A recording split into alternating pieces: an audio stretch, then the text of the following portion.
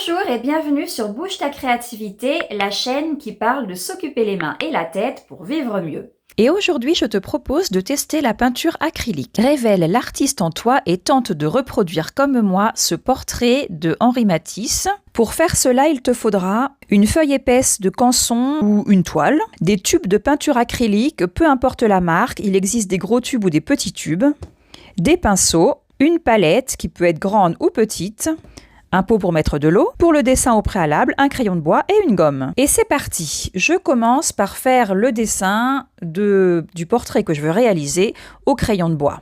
Si tu veux faire pareil, procure-toi le portrait à la raie verte de Henri Matisse et cherche à reproduire le visage au crayon de bois. Bon, clairement, on voit que j'aurais pu faire mieux, mais je suis allée peut-être un petit peu trop vite.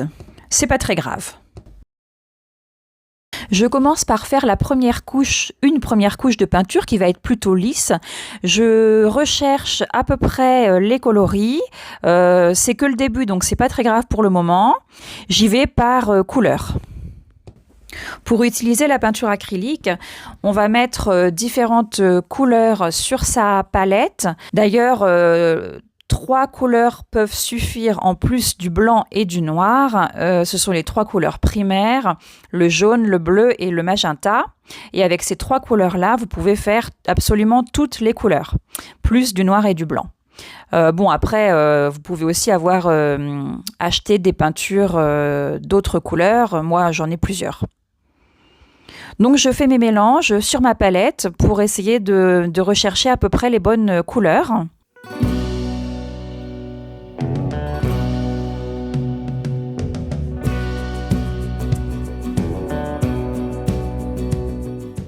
Je laisse sécher entre chaque couche. Généralement, on commence de la couleur la plus claire à la couleur la plus foncée. Et on continue par couches successives en laissant sécher à chaque fois. Et l'avantage, c'est qu'une fois que c'est sec, on peut revenir par-dessus pour faire plus de subtilité, plus de nuances, ou pour corriger parfois quand il y a besoin, ou pour faire les détails qu'il peut y avoir à faire. N'hésite pas à tester différents mélanges de coloris en mettant plus ou moins de blanc, plus ou moins de marron par exemple, plus ou moins de jaune sur ta palette. Étale différentes nuances de peinture, c'est comme ça qu'on apprend.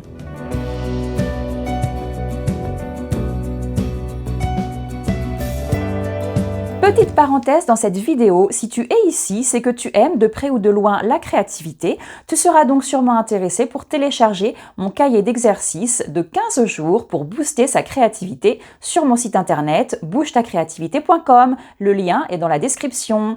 Allez, je te laisse regarder la fin de la vidéo.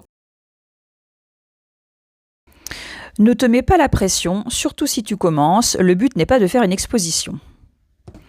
Personnellement, c'est des moments que j'aime bien. Je suis avec mes couleurs, ma peinture, je me mets de la musique sympa en même temps. Et c'est vraiment un moment, entre parenthèses, dans ma journée où je vais vraiment penser à rien d'autre que d'être là, présente avec ma peinture. Et c'est tout ce qui compte en fait. Le résultat, finalement, c'est pas... Enfin, si, parfois c'est ça qu'on recherche, mais pas toujours. Et si c'est dans un carnet créatif, c'est surtout pour se faire du bien, par exemple.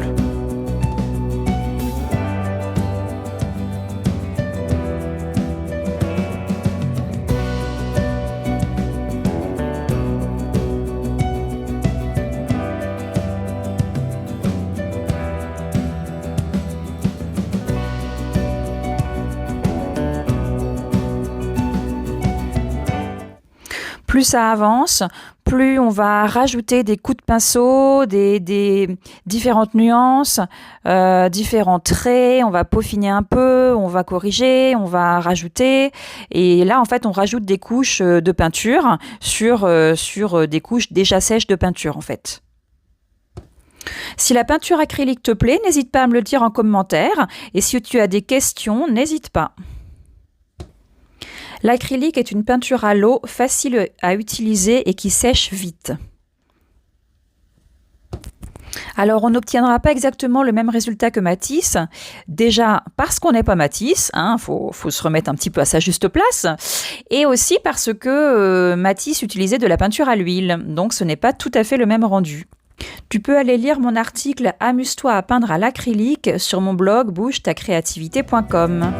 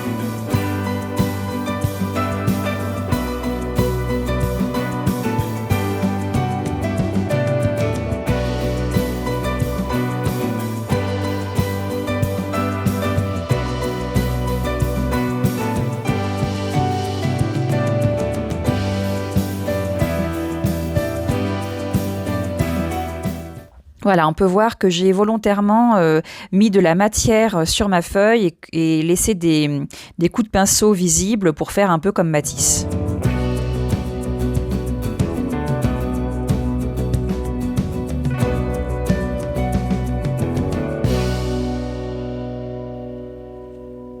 Voilà, et celui-là, il va rejoindre un de mes carnets créatifs.